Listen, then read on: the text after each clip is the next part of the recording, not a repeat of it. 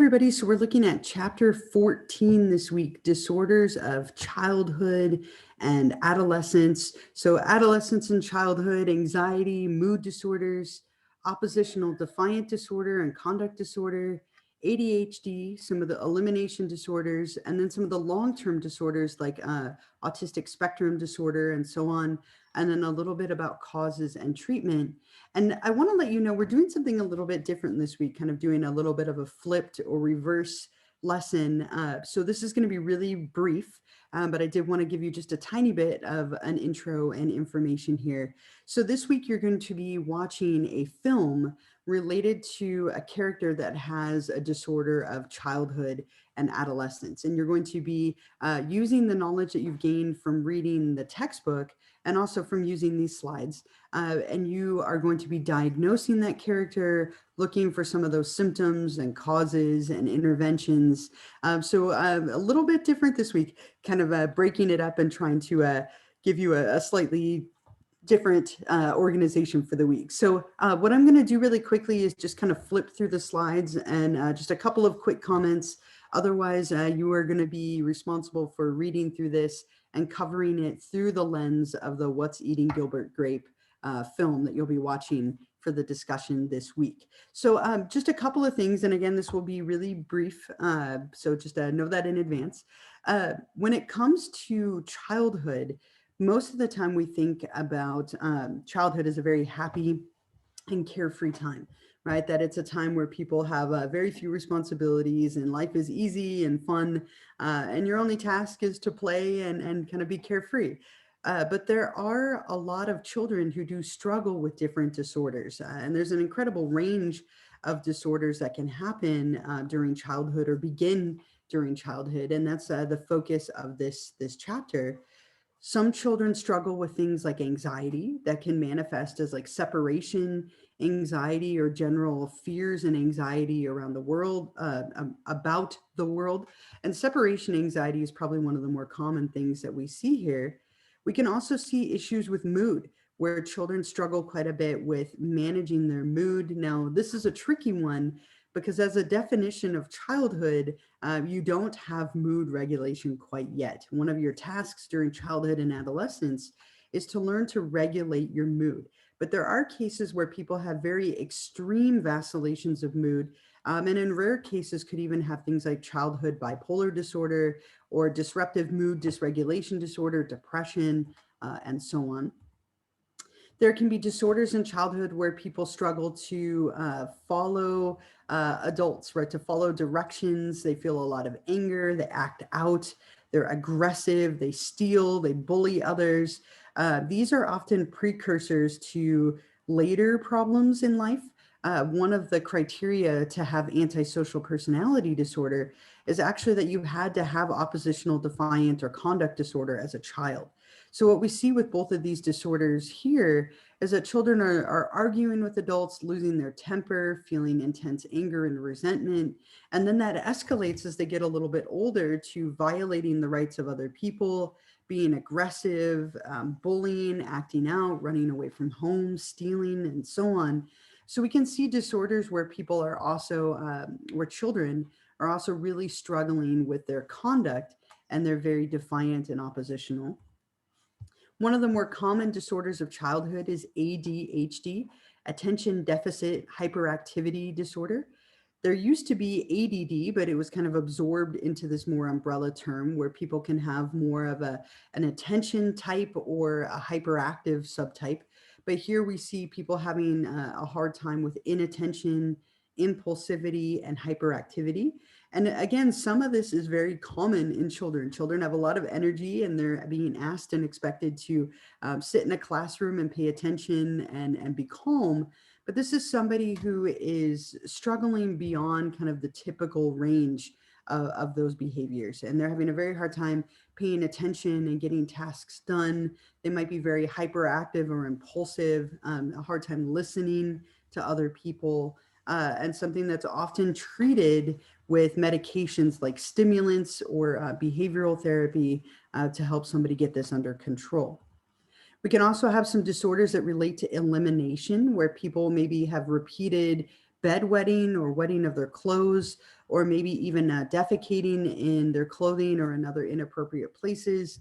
Some degree of this is common as children learn to control their bodies, and they're learning to be potty trained. But oftentimes with enuresis and encopresis, these continue long beyond kind of that normal range. And you might see that they are part of a bigger issue or part of a bigger disorder. So two little things here to mention.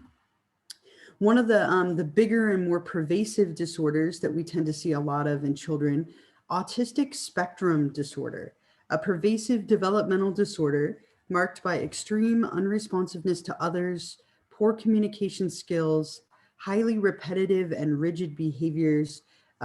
Children who have this tend to have a lack of responsiveness. They have a lot of language and communication struggles. They can be very severely impaired depending on where they fall on the spectrum. A lot of repetitive and rigid behaviors, repetitive motor movements. You often see a lot of like rocking or banging or repeating things over and over again.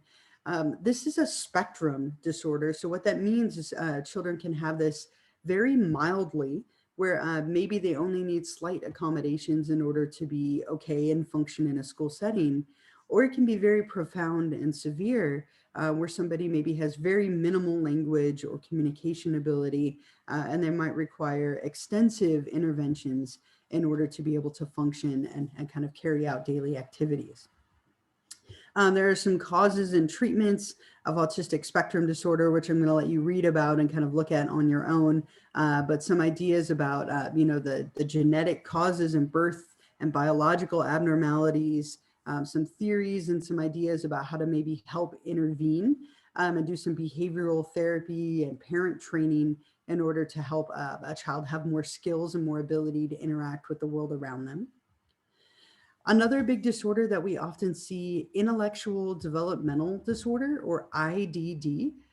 Here we're looking at somebody who has an impaired intellectual ability, and it oftentimes affects them globally in the way that they're able to take care of themselves and function within the world.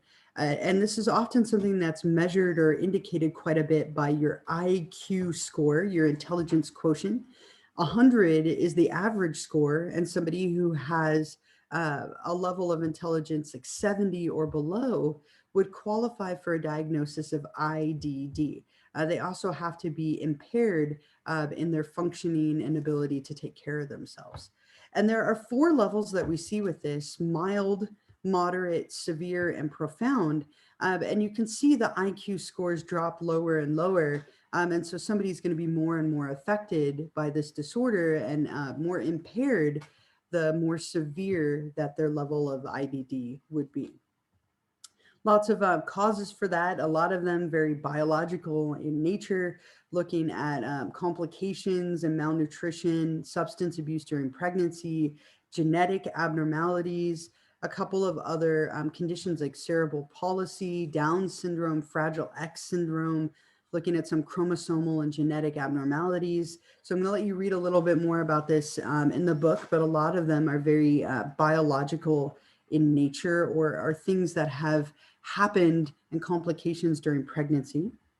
And some interventions a little bit here as well, talking about, whether to mainstream or do special education, oftentimes talking about how do we provide comfortable and stimulating environments and education and opportunities for children or even adults who maybe qualify to have a diagnosis of IDD. Do we need to have a special education approach where maybe the children are grouped together and given separate, specially designed education programs? Or depending on their ability level, are they able to be mainstreamed and kind of stay within regular school classes, which we sometimes call inclusion, and then maybe just have some extra resources or training or support on the side.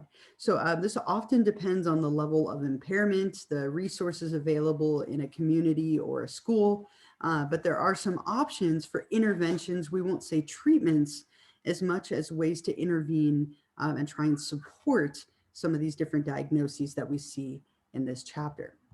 So again, I know I went through that pretty quickly, but you are going to be watching the film and kind of utilizing the information in this chapter in the textbook to diagnose the main character of Arnie. So I hope you enjoy the opportunity to do that. It should be great practice for your final paper that you're writing for the diagnosis paper. So make sure that you get going on your reading and all the other required weekly materials.